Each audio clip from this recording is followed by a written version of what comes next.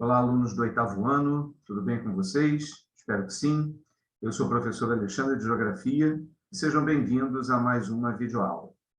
Estamos mais próximos agora do finalzinho, de encerrar o ano, ainda teremos mais um encontro depois desse, e a nossa proposta de hoje é dar continuidade àquele assunto que a gente iniciou no último encontro, que tratava a respeito da água, da questão da água no continente americano.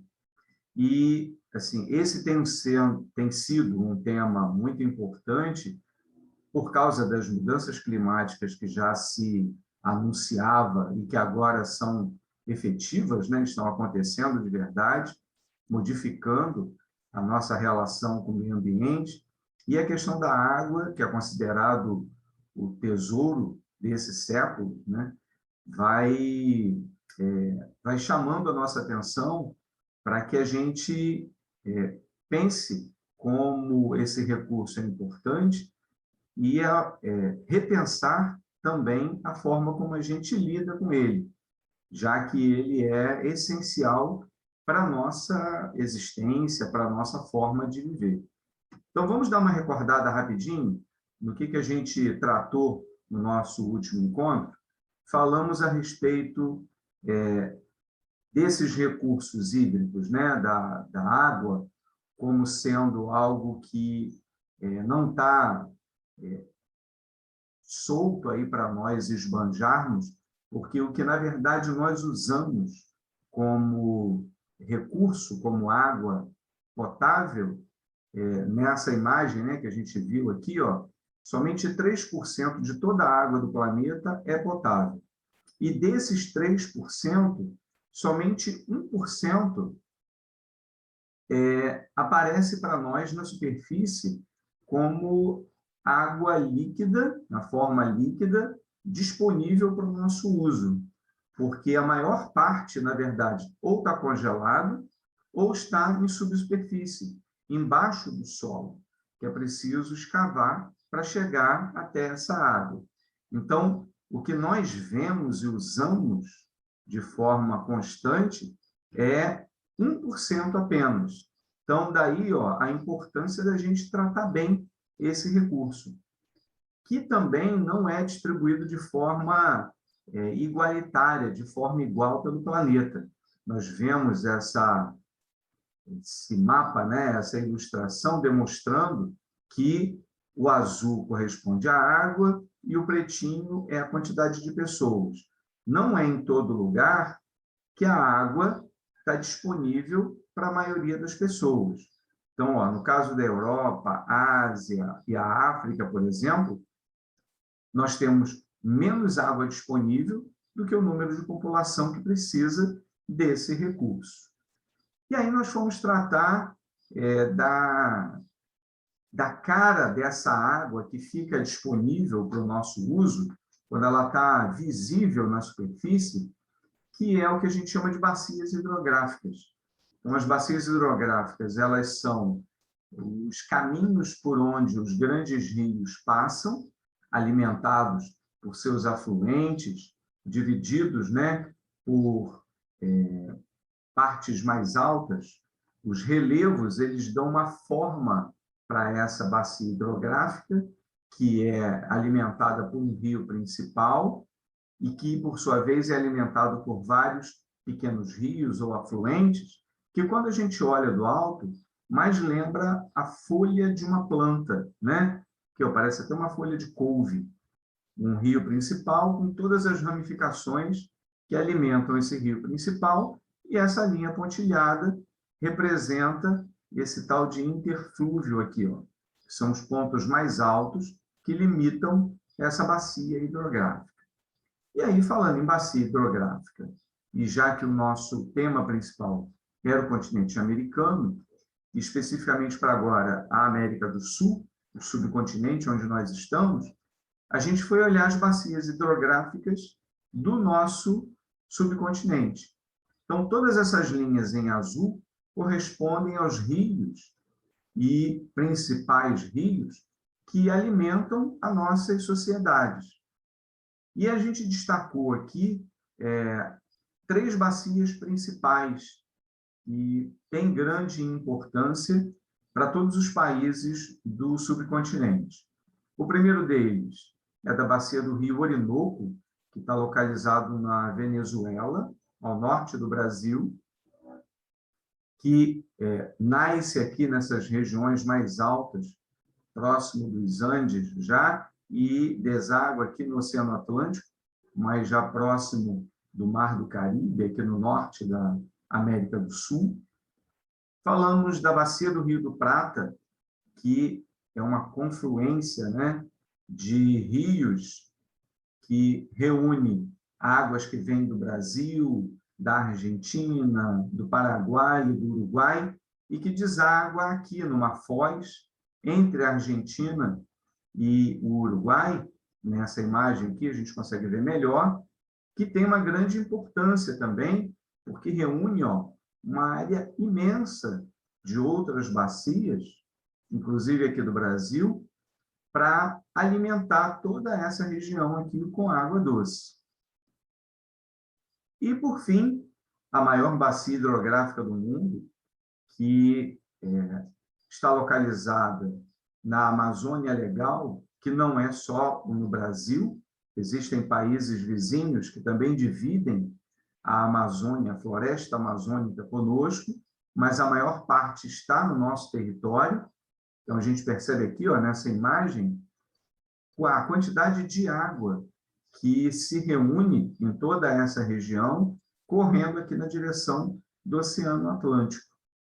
Então, o Brasil acaba tendo um destaque importante como um dos grandes reservatórios de água doce de toda a América do Sul. E foi justamente por isso que a gente foi falar especificamente das bacias brasileiras, né, do nosso país. A começar aí pela Amazônica, como a gente já falou, que boa parte dela está no nosso território. A bacia que reúne os rios Tocantins e Araguaia, que desaguam também aqui no Oceano Atlântico.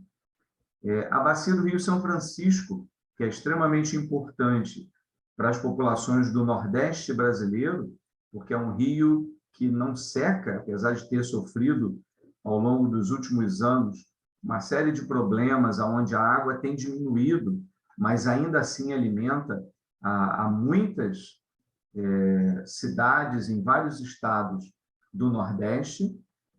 E, por fim, a bacia do Rio Paraná, onde está localizada a segunda maior hidrelétrica do mundo, que é a Itaipu, que fica entre Brasil e Paraguai, por isso ela é chamada de binacional.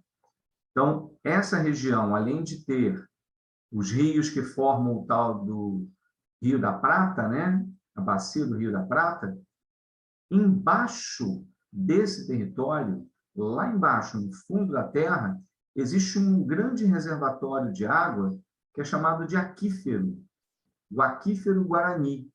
Então, o Aquífero Guarani é um grande reservatório que está localizado embaixo de vários países aqui da América do Sul, mas principalmente do Brasil, e que é uma grande reserva de água doce disponível para essa região da América do Sul. Então, aqui nessa imagem nós tínhamos visto quantos estados brasileiros são contemplados por essa água que está lá no fundo do seu território, além de ter parte do Paraguai, da Argentina e do Uruguai. E aí nós vimos que o aquífero é uma espécie de cisterna, é um reservatório de água que está embaixo do solo e que é mantido por uma rocha impermeável que não deixa essa água desaparecer dela. Essa água está aprisionada lá há muito tempo, ela deixa com que a água suba e ela flore em alguns momentos em córregos e poços que são furados e alimenta a vegetação. Então, muita gente se utiliza da água desse aquífero que está guardada lá. Mas ele é finito. Uma hora essa água pode se acabar. E é importante que a gente preserve esse recurso, porque ele é extremamente importante, né? Uma vez seco, acabou.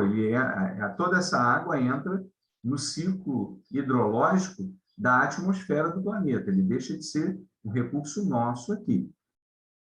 E, além desse aquífero, né, falamos aí de bacias hidrográficas, falamos dos aquíferos, a nossa proposta hoje é falar de um outro tipo de recurso hídrico, que são os rios voadores.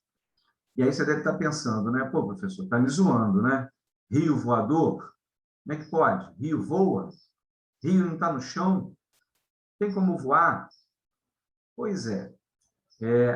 A ideia de ter atribuído esse nome para esse tipo de recurso hídrico é porque a água ela se desloca como um rio, mas ao invés de ser no chão, na superfície, isso acontece pelo ar. Então, como é que funciona um rio voador? São correntes de água liberada pela floresta amazônica, a água liberada pela floresta amazônica em forma de vapor d'água para a atmosfera, sendo transportada por correntes de ar. Então, toda árvore, ela joga para a atmosfera a água que ela não está precisando usar. Ela capta a água pelas raízes e o excedente ela libera na forma de vapor, né? Como a gente está vendo essa imagem aqui, ó, num processo chamado de evapotranspiração. Assim como a gente sua, a gente transpira, as árvores também fazem isso. E os cientistas já fizeram o cálculo e se estima que uma árvore de aproximadamente 50 metros de altura, o que é muito comum na floresta amazônica, libere em torno de 30 litros de água por dia. Então, considerando o tamanho que a floresta amazônica tem e perdão, e a quantidade de água que ela libera, então a gente percebe quanta água é jogada na atmosfera, naquela região da floresta amazônica, e que pode se deslocar para outros locais. Daí a história dos rios voadores, que funciona desse jeito assim, ó. Vamos olhar essa ilustração. O primeiro passo é quando a água do Oceano Atlântico, aqui, ó, ela evapora e, por causa de uns ventos constantes nessa região, principalmente aqui no Nordeste, elas são carregadas para o continente. Atravessa o continente e chega até a região norte, lá do Brasil e da América do Sul, e acontece a precipitação. Chove sobre a região da floresta amazônica, alimentando todo aquele ecossistema, mantendo a umidade das plantas, a umidade do ar, alimentando os rios naquela região, e aí as árvores devolvem essa água excedente para a atmosfera, na forma da evapotranspiração. Então, a própria floresta recicla essa água e devolve para a atmosfera. E aí, novos ventos trazem essa água até a região centro-sul da América do Sul, principalmente aqui, ó, partes do Brasil, Argentina, Chile, até aqui na região sudeste, onde a gente está, uma parte da chuva que cai para nós aqui, ela vem por esses rios voadores, lá da Amazônia até aqui na nossa região.